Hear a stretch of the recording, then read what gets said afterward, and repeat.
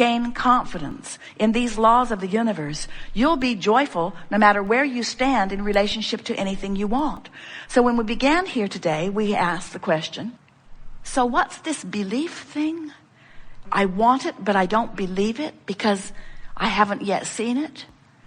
So a logical person would say, well, if I haven't seen myself do it, but I need to believe I can do it in order to do it, doesn't it seem impossible? And we say, not when you believe in the laws of the universe, not when you understand law of attraction, not when you understand that you are non-physical energy first and foremost. You don't have to believe that you can accomplish that specific thing. You just have to believe that you can accomplish anything. You just have to understand that the universe has your back, that the law of attraction will yield to you the equivalent of what you're offering vibrationally. You just have to believe that your emotions never lie to you, that your emotions every time give you the feedback that lets you know whether you're in vibrational alignment with what you want or not. So over time, we've offered many different analogies, but our favorite one so far is this. So you are source energy, and a part of you comes forth into the physical, while the larger, far and away, the larger part of you remains eternally and non-physically focused, as source always does. Source, get it? Source. Some say, Abraham, why doesn't source come forth and be physical if source thinks we should like physical so much? And we say that's like asking the electricity in your wall to come forth and be the toaster. Sometimes the toaster is happy that there's electricity coming through the wall, you see. And so it's the same thing. Source is source, and you are an extension of source out here on the leading edge. So here you are out here on the leading edge as extension of source, exposing yourself to new ideas and launching constant new rockets of desire, which the source within you embraces and becomes the vibrational equivalent of immediately. And when that happens, there is a vibrational disparity between you and the physical and you and the non-physical. In other words, the non-physical you not only believes that this can be, but knows it. Not only believes and knows that it can be, but already is it. Already is it. It's already done, vibrationally speaking. When you ask, it's done. There's just one little thing you have to do as you are physically focused, and that is you have to become a vibrational match to what you're asking for. So over here, where who you really are is, and where the culmination of all of your rockets of desire are, and where the source within you in its expanded version because of you is, we're calling this the vortex of creation. It's the vortex. It's a vibrational reality. We talked earlier about how when you look at something that's already manifested in your reality, you say, well, I can believe that because I can see that. I believe my chair would hold me, and I believe the sun will come up in the morning because I've seen it enough that I believe it. There's a lot of things that I believe because I'm witnessing the manifestation of them. And we say, if you will decide today that you're not going to need to witness the manifestation of something before you believe it, you will become the creator who can create anything that you desire. And we want you to understand that it's easy to do because over here in your vibrational reality, by the way, this is the reality that precedes all manifested reality. So don't feel bad. Sometimes our physical friends think, oh, well, yeah, vibrational reality. I'm rich there. I'm skinny too. But what we want you to understand is the vibrational reality always precedes the reality. And if you have knowledge of the existence of this vibrational reality, if you know about this vortex, do you know what happens over here in this vortex of creation? Law of attraction is responding to the desire and causing a culmination, assembling all cooperative components. So everything that is necessary for the achievement of anything that you want has already been assembled. The question that we want to ask you is, are you a cooperative component? Or are you over here keeping alive a belief of doubt that contradicts what you're asking for? And the answer to the question, if you are feeling negative emotion, then you're keeping alive a vibration that contradicts it. Because if you're even hoping, you're over here on the edge and the vortex is taking you in. In other words, this is a powerful vortex of attraction. and it will bring everything that matches it. But if you're over there beating the drum of why you want it, in other words, I want it because it's miserable not having it, I want it because I don't have it and I don't like not having it, as you beat that drum, you keep alive in yourself, active in your vibration, a frequency that prevents you from being brought in. If you could meditate, you'd stop your resistance and in you'd go. If you would appreciate, you'd stop your resistance and in you'd go. Even if you are in the attitude of hopefulness, in you'll go.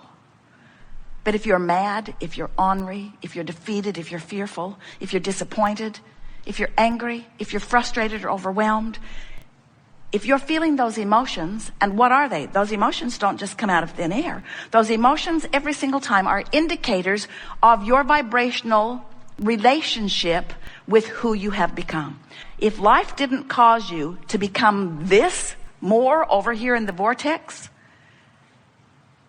if your life hadn't caused the larger part of you to be there, you wouldn't feel bad not going. You could continue to focus upon unpleasant things. Problem with that is you were born knowing that you are worthy, and born knowing that you are good, and born knowing that life is supposed to be good for you. And when you first got here, you didn't have anything going on in your vibration that contradicted that. So you were tuned in most of the time, like the beasts of your planet are mostly in the vortex. So today, as we're talking with you about anything that's important to you, we see our greatest advantage to you to coax you into the vortex. One thing you'll notice about us and about your own inner being is that we won't come out of the vortex where you are, ever. In fact, that's why you have negative emotion. If we would come out and complain with you, your complaint would feel blissful because there would be no separation. But since your inner being does not come out and complain with you, Esther can drag Jerry over there. Jerry can drag Esther over there. In other words, you can drag each other over there. And if they don't come easily, you get really feisty with them. You say, "You're not supporting me. I think you should support me. How come you're never there for me? How come you're never there for me?" And the correct answer to that question is because I'm over here in the vortex for me. Because if I come over there out of my vortex for you, I'm worthless to you. We can just bang over here together in misery, which justifies that until death do us part stuff that we, no matter how miserable we are, we'll stay together.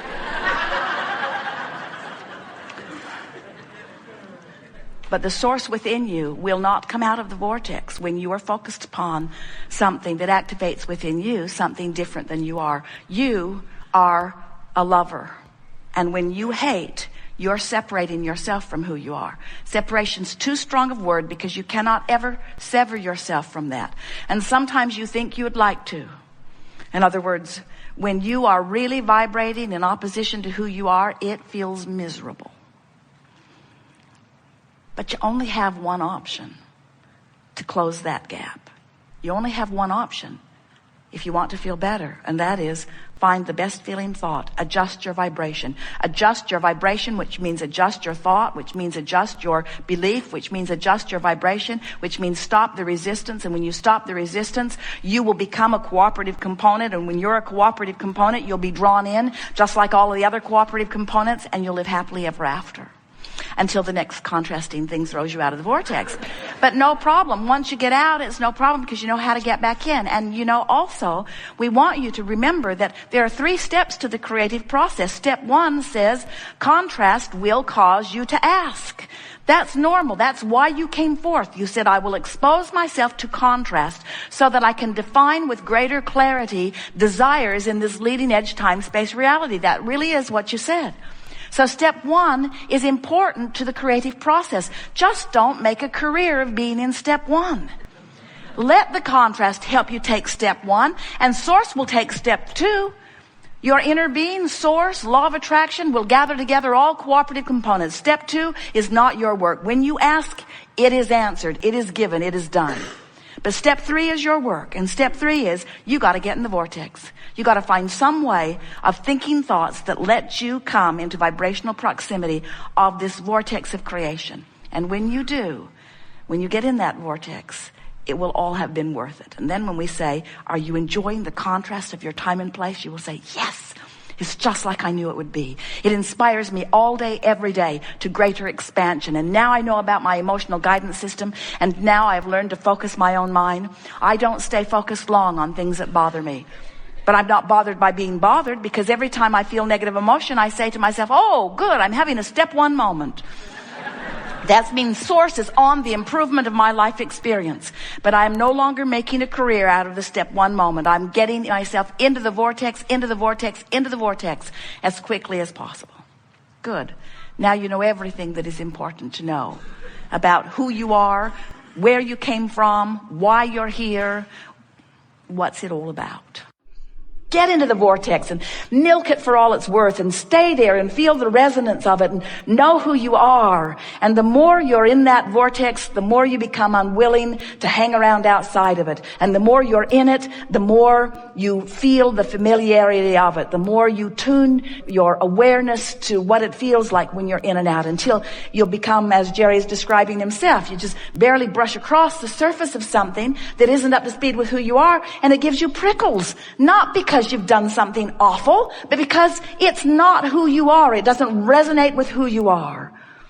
Life is supposed to feel good to you. You are powerful beings, and you've come forth with great reason. And we really do. We make too much of all of this. Just find things that feel good and focus on them. And when you find things that don't feel good and you're focused upon them, say, hey, I'm focused upon something that doesn't feel good. Why would I focus upon something that doesn't feel good? There must be something that I could focus upon that feels better, and then feel for it and find it, and feel for it and find it, and feel for it and find it, until you come into alignment, till you close that gap, till you tune yourself to the vibration of all that you've become. We've enjoyed this interaction immensely. It is exhilarating to come together with those like you who are reaching for the fulfillment of who you are. It is our desire as we visit like this that we awaken within you your memory of who you really are, and the value and reason and purpose for your focusing here in this contrasting experience. We want you to stand as we do inside your vortex, exhilarated with everything that you lived that put you there. We want you to feel as happy, maybe that's the wrong word. We want you to feel joyous about your despair. How about that? Because from inside the vortex, you can feel joyous about the guidance that let you know where you were, your focusers, you see. And there isn't one of you who will move forward from this point in time who will not know now in much clearer fashion how to focus the power that is you into the productive expansion that is you. We've enjoyed this interaction immensely. It is delicious to come together with those like you who are coming more and more, moment by moment, really, to know who you are. Today, we feel satisfaction for these reasons. We have felt your willingness to focus for inordinate amounts of time, for the sheer purpose of understanding this vortex of creation that we've been talking about. It has been slow going here today. There was not much about it that was really fast moving. But in the process of that, what has been activated within each of you is an understanding, most importantly, of your ability, if you want to, under any circumstances, to become a vibrational match to the vibrational reality that precedes your manifestations. If you can leave here today understanding the relationship between who you really are and who you're being, and if you can leave here today with a new, resourced attitude about wanting more than anything else to tend to the relationship between you and you. In other words, to want to be in this vortex knowing that you now know how to do it if you want to.